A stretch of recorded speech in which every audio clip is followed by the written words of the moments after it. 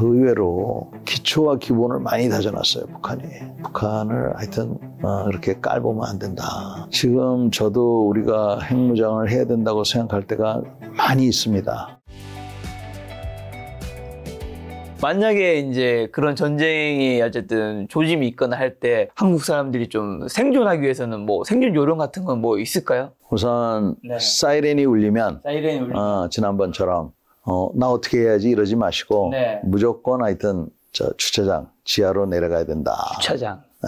그래서 불이 났을 때 엘리베이터 타지 말아야 된다는 건 상식이죠. 그래서 얼른 뛰어내려가서 지하 주차장에서 있다가 해제 사이렌이 울리면 일단 집으로 돌아가서 가족들을 추스려서 인구 밀집 지역에서 벗어나야 된다. 인구 밀집 지역이 떨어질 수 있으니까. 그러니까 6.25 때는 최전방에서는 전투를 했지만 저쪽 뭐 부산이나 이런 데는 조용했잖아요. 그렇죠. 근데 이제는 그런 게 아니에요. 이제는 부산에 있든 서울에 있든 어디 있든 북한의 미사일이나 드론이 그대로 날아올 수 있기 때문에 인구 밀집 지역이 아닌 곳으로 일단은 피해야 됩니다. 그래서 그렇고 두 번째는 예를 들어서 사이렌도 울리지 않고 갑자기 꽝꽝꽝 한다. 그런 이유는 뭐 거의 없겠지만 그랬을 때는 꽝꽝꽝 할 때는 뛰는 게 안 좋습니다. 일단 엎드리는 게 좋아요. 엎드리기만 해도 자기가 직격탄을 맞지 않는 한 죽을 확률은 벌써 70%가 줄어들어요. 사실 파편 같은 것들은 이렇게 튈 테니까. 그래서 엎드리고 총도 그렇고 포도 그렇지만 재장전을 해야 되거든요. 그러면 포탄이 안 떨어지는 그런 시기가 있을 때 그때 빨리 움직여서 피해야 되는 거죠. 그래서 일단 폭음이 안 들릴 때는 이제 다시 가족들하고 가서 합류를 해서 이제 인구 밀집 지역에서 벗어나야 되는데 그때 제일 중요한 게 먹는 것보다도 물이 중요해요. 식수. 물이 중요하고 그 다음에 자기가 먹는 어떤 약이라든지 또 이런 찰과상 같은 것이 있기 때문에 소독약, 그다음에 붕대 같은 거 좀 있어야 되고 뭐 우리가 뭐 준비를 하기 시작하면 무슨 뭐 화생방 준비도 해야 되고 뭐 많잖아요. 그러니까 그렇게 하는 것보다는 물하고 파워바 같은 거. 라면 같은 거는 좋은 비상식량이 아닙니다. 아니라고 하더라고요. 식수를 너무 축낸다고.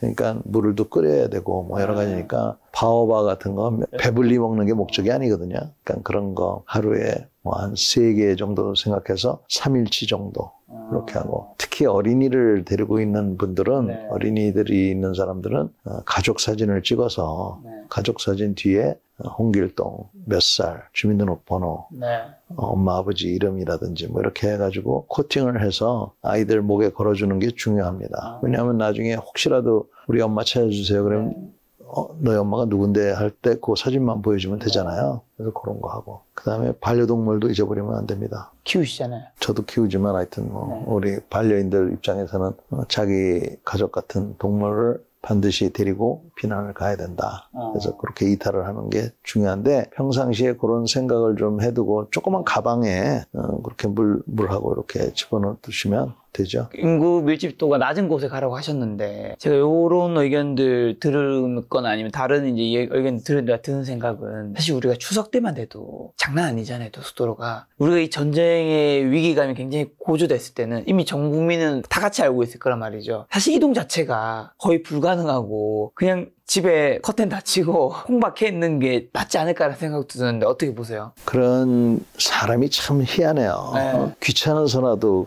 있는 경우가 많아요, 사실은. 근데 현재 우리가 있는 이 건물에 전기가 안 들어오고 물이 안 나오면 여기는 건물로서 더 이상 우리가 알던 건물이 아닙니다. 그렇죠. 그러면 TV도 못 보고 전화기도 충전도 못 시키고 그러니까 걸어서 왜 못 갑니까? 그래서 하여간 걸어서 가야 되고 그 다음에 정부에서 나름대로 그런 소개를 하겠죠. 소개라는 게 introduce가 아니라 disperse 이렇게 분산할 수 있도록 안내 계획을 하겠죠. 자, 그러면 북한이 또 핵을 쏠 일은 사실상 거의 없는데 핵무기 제외하고 북한 전력에서 제일 무서운 건 뭘까요, 그러면? 북한이 우선 핵을 쏘면 정권의 끝입니다. 정원이는 죽는 거예요. 그래서 그거는 뭐 확실하고 그렇기 때문에 이제 쓰기가 쉽지 않을 것이다 이렇게 하는데 그 외에 북한이 무서운 거는 지금 우리 한간에는 뭐 심지어는 북한에 살다 오신 분들이 뭐 북한은 뭐 못 먹어서 훈련도 못 하고 뭐 막 이렇게 얘기하잖아요. 네네. 그러면 뭐 저도 그랬으면 좋겠어요. 네네. 그렇지만 상대방을 그렇게 우습게 보고 한다는 건 굉장히 위험한 일이다. 저는 이제 그렇게 보고요. 그래서 북한은 나라 전체가 병영입니다. 나라 전체가 군대고 어찌됐건 그렇게 못 먹고 못 사는데도 불구하고 김씨 정권이 지금 유지가 되고 있잖아요. 그러니까 그러한 게 제일 하여튼 쟤네들은 네.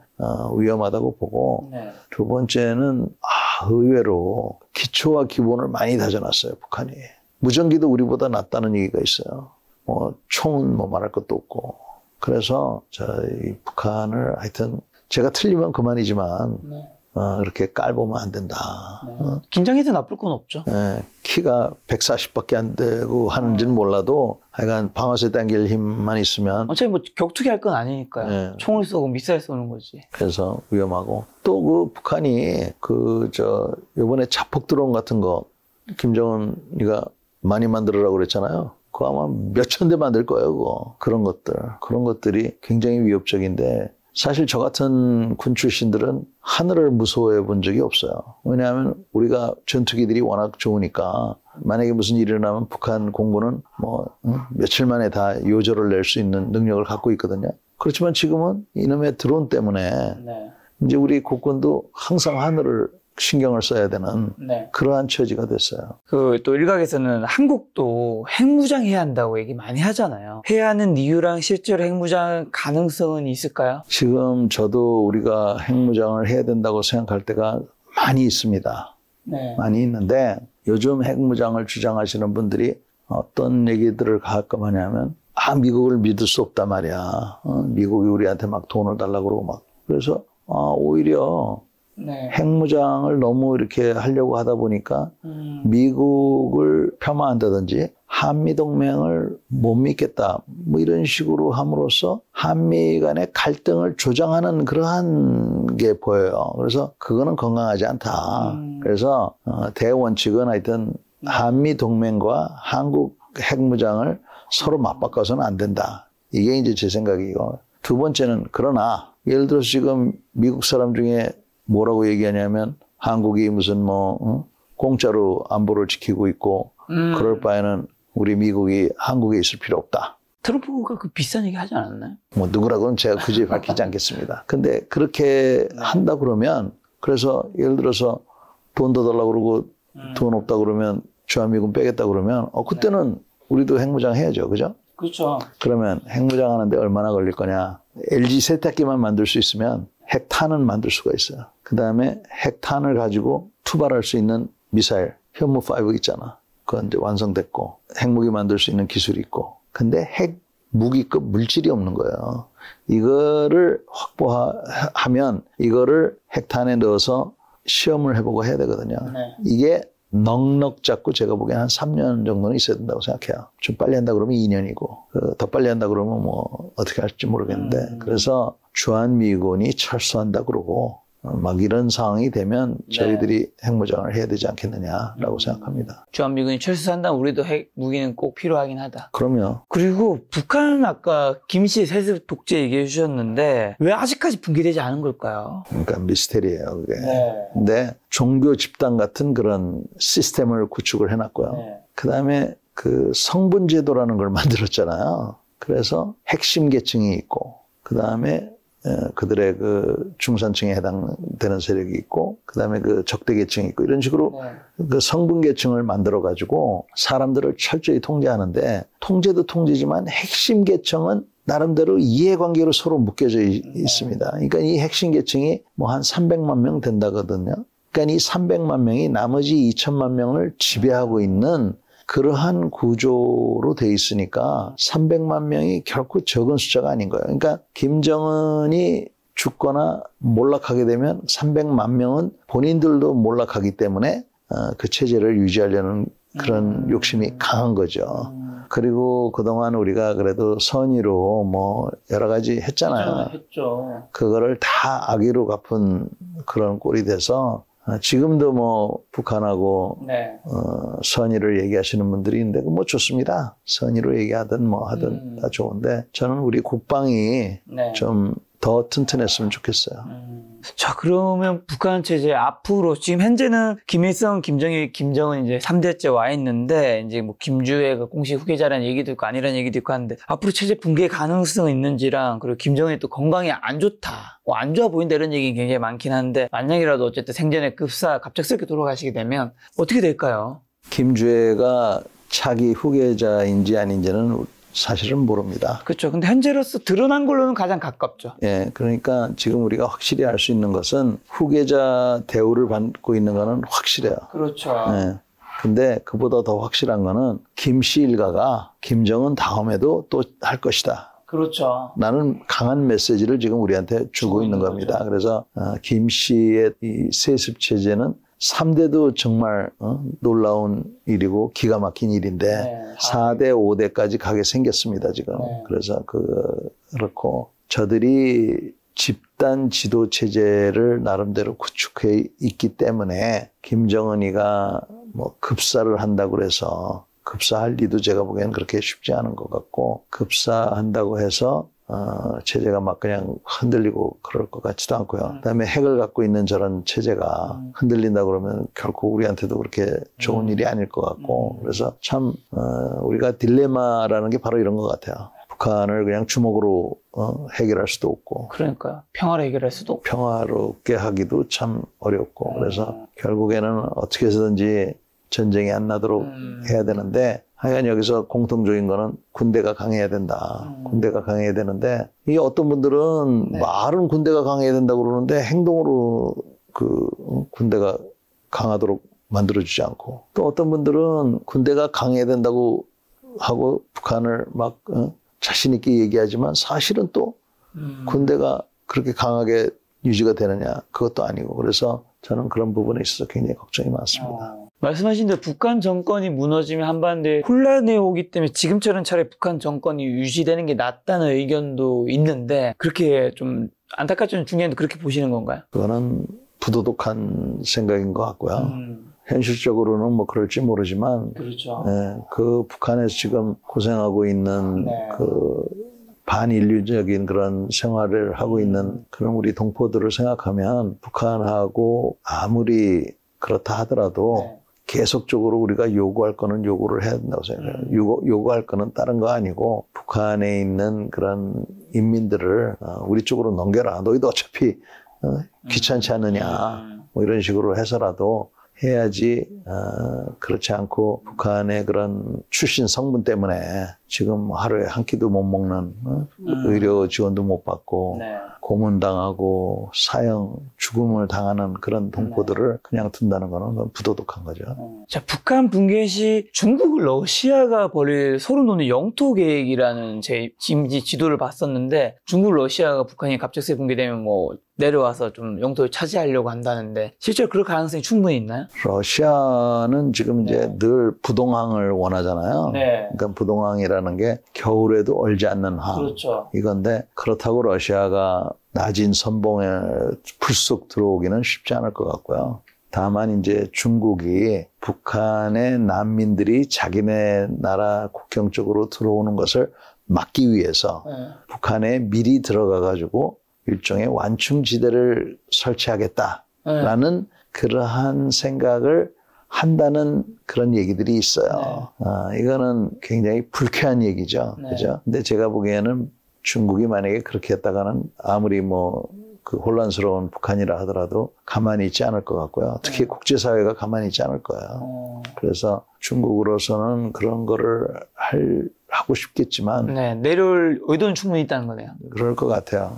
그 난민들을 막기 위해서 그런 생각을 할 수가 있는데 하여간 우리로서는 그야말로 그거를 용납할 수는 없을 것 같고요. 국제사회가 용납할 수도 안 되고 해서 하는데 우리가 지금도 중국하고는 경제적으로 굉장히 불가분의 관계에 있지 않습니까? 그래서 그런 상황이 됐을 때도 뭐 그래도 중국하고 경제적인 이유 때문에 잘 지내야 되지 않느냐 뭐 이런 저거 하는데 안 될 때는 안 되는 겁니다. 이혼하는 부부가 이혼할 때는 자녀들 때문에 이혼한다고 그러잖아요. 자녀들의 미래를 위해서 그렇듯이 그런 일이 없기를 바라지만 중국이 만약에 그런 일을 단행한다거나 그러면은 우리로서도 중국하고는 더 이상 모든 관계를 끊을 수밖에 없지 않나 이렇게 생각합니다. 지금 북한과 러시아의 관계는 어떤지, 북러 포괄적 전략 동반자 협정으로 이제 러시아가 지금 어쨌든 이런 상황이 있을 때 북한이 도와주고 있는데, 북한도 나중에 러시아의 도움을 받을 수 있잖아요. 그건 당연히 한국에게는 위협이 될 수 있지 않나요? 그러면 위험이 될 수 있는데, 지금 중국이 뭐라고 얘기하냐면 북한하고 러시아 관계가 좋아지고 하는 거는 뭐 자기네들하고는 상관이 없다. 우리 관계는 아주 좋다. 뭐 이런 식으로 계속 얘기를 하고 있어요. 네. 중국과 북한이. 예, 관계는 좋다 이렇게 얘기하는데, 그렇게 관계가 좋고 그러면 그런 얘기를 계속할 이유가 없잖아요. 그렇죠. 예, 그리고 실제로 지금 무역도 보면은 15%에서 20%가 줄었다는 그런 통계가 있어요. 그러니까 뭔가 불편한 거는 사실인 것 같아요. 네. 그러나 지금 중국 입장에서는 러시아가 문제도 아니고 북한이 문제도 아니고 미국이 문제이기 때문에 일단은 눈 감아주고 있는 게 아닌가 이렇게 보고 있고, 중국은 제가 보기에는 시진핑 같은 사람은 네. 자기가 푸틴보다는 한 수 위다라고 이렇게 생각하고 있을 거예요, 아마. 그래서 조금 여유 있게 생각하지 않나 이렇게 저는 봅니다. 말씀하신 대로 북중 관계에서 북한에게 일본이 뭐 300년이 적이고, 근데 중국이 1000년이 적을 부린다면서요? 네, 생각보다 네. 북한하고 중국과의 관계가 네. 우리 한국하고 미국은 혈맹, 동맹관계 뭐 이렇잖아요. 그렇죠. 근데 북한하고 중국은 그 상호 호혜적인 관계, 주거니 받거니 뭐 이런 관계로 해서, 그러니까 좋게 말하면 그런 거고, 사실은 이거 얼마야? 얼마? 너무 비싸? 뭐 이렇게 막 따지고 하는 것 같아요. 거래적인 관계. 네, 그런 것 같아요, 저거.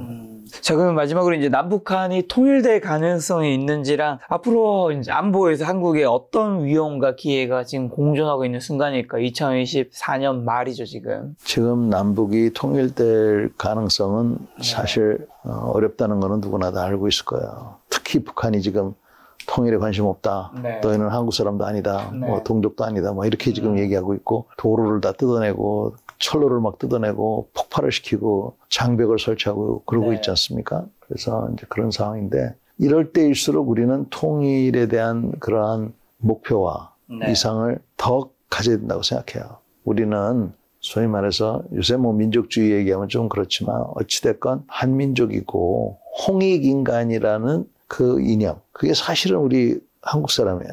그러니까 세상을 널리 좋게 만들겠다 하는 그 생각. 이거는 종교적인 생각이 아니라 그 하나의 그 철학입니다. 그래서 우리 한국인들의 그런 철학을 가지고 있는 생각을 가지고 한반도를 비롯해서 주변에 또 전 세계에 있는 우리 한국인들이 그런 정체성을 가지고 있어야 되고, 그런 전체성을 바탕으로 해서 통일이 돼야 된다는 생각을 하는데, 지금 뭐 여러 가지 현실이 지금 쉽지 않기 때문에 더더욱 이런 그런 목표는 아무리 이게 이상적이라 하더라도 가져야 된다고 생각을 하고요. 지금 가장 그 어려운 것은 우리 외부 상황이 정말 막 급변하고 있습니다. 북한군이 뭐 유럽을 가지 않나, 뭐 핵무기를 만들고 대륙간 탄도탄을 만들고 있는데, 이런 위협이 있는데도 국내적으로 정치적으로 굉장히 혼란스럽고요. 이게 제일 걱정스럽고, 저 같은 사람이 보는 견제에서는 하여튼 우리 군이 정치적으로 불안하고 자꾸 안보에는 여야가 없다고 말을 하면서 안보를 가지고 자꾸 그 쓸데없는 갑론을박을 해서 또 군인들이 군인답지 못한, 특히 그 고급 장군들이 할 말은 하고 좀 이러면 안 됩니다. 우리는 훈련해야 됩니다. 이런 소리 해야 되는데 그런 소리 하는 장군들이 없는 거예요. 그래서 그게 쉬운 얘기는 아니지만 그렇게 해서 자기 할 일은 해야 된다. 그래서 지금 우리가 훈련 수준이라든지 이런 게 너무 안 좋아져서 그런데 그런 게 저는 아주 큰 위기라고 생각합니다. 김작가TV 또 굉장히 오랜만에 나오셨는데 저희 시청자분들에게 안보, 북한 관련해서 꼭 하시고 싶은 개인적인 말씀이 있다면요? 저는 뭐 김작가TV에서 오랜만에 불러주셔서 감사드리고요. 안보는 우리 군인들만 하는 것이 아니라 전 국민이 하는 거기 때문에 제 말만 다 이렇게 뭐 맞는 거라고 보진 않고, 여러분들께서 관심을 갖고, 특히 군인들이 본인들이 좀 잘해야 되겠지만 잘하더라도 하루아침에 다 되는 건 아니기 때문에 좀 인내를 갖고 잘 지켜봐 주시고, 군이 여러분들을 지킬 수 있도록 여러분들은 군을 좀 잘 지켜주셨으면 좋겠습니다. 장군님도 유튜브 채널 하고 계시지 않나요? 네, 하고 한번 있습니다. 홍보하고 가신다면? 저는 뭐 재미없는 채널이니까 재미없는 것도 보약이라고 생각하시는 분들만 보십시오. 네, 채널 이름이 전인범 채널입니다. 장군님의 전쟁과 안보에 관련된 더 인사이트 이야기 듣고 싶으시고 보고 싶으신 분들은 장군님 유튜브 채널 검색해서 들어가시면 보실 수 있을 것 같고, 제가 유튜브 링크는 또 고정 댓글로도 남겨놓도록 하겠습니다. 다음번에도 세계 전쟁과 여러 가지 이슈가 생기면 장군님 모시고 좋은 이야기 한번 들어보도록 하겠습니다. 오늘 만난 손님은 전인범 장군님이었습니다. 지금까지 소중한 시간 함께 해주셔서 정말 감사합니다. 오늘도 김 작가였습니다. 고생 많으셨습니다. 감사합니다.